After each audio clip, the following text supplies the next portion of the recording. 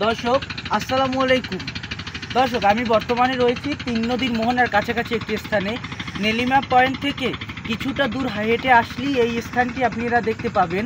এখান থেকে আমরা পায়রা নদী, বিষখালী তো সরাসরি একদম পাশেই, তারপর ওই পাশে মানে একদম তিন নদীর মোহন এবং সাগর অবধি দেখা যায়। এখান থেকে অনেক সুন্দর সুন্দর ভিউ বা সুন্দর সুন্দর এক দৃশ্য আমরা এখান থেকে সরাসরি দেখতে পারি।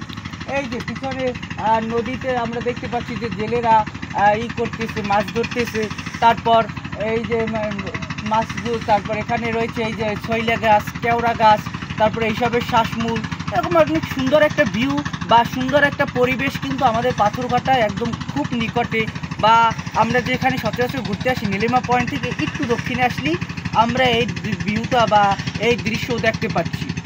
যে দেখুন নদীতে মাছ শিকার করতেছে জেলেরা। তারপরে এই যে অনেক অনেক অনেক মানে মানে কী বলবো, মানে অনেক অনেক পরিমাণে যে নদীতে এখন এই মাছ ধরতেছে জেলেরা। তারপর এই যে একদম মানে ভিউ বা একটা সুন্দর সুন্দর দৃশ্য দেখা যায়। অনেক সময় এখান থেকে সরাসরি একদম তালতলি যে তাপবিদ্যুৎ কেন্দ্রটি আছে সেটিও মানে সেটির চুল্লি যেটা বা সেটার চুঙ্গা, ওইটাও কিন্তু আমরা এখান থেকে এসে দেখতে পারি একদম সুন্দরভাবেই।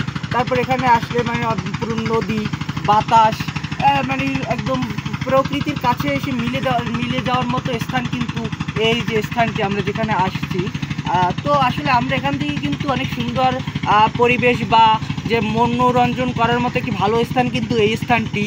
আমাদের এখানে যে কারো মন যদি খারাপ থাকে এখানে আসলে কিন্তু অটোমেটিক মনটা ভালো হয়ে যাবে, এমন একটি ভিউ কিন্তু এই যে আমরা যে স্থানটিতে আসছি এখানে আছে।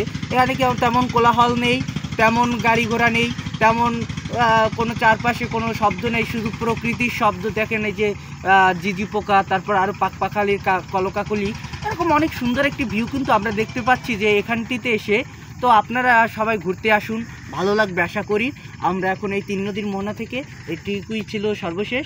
সবাই ভালো থাকবেন, আপনারা ঘুরতে আসুন। ধন্যবাদ।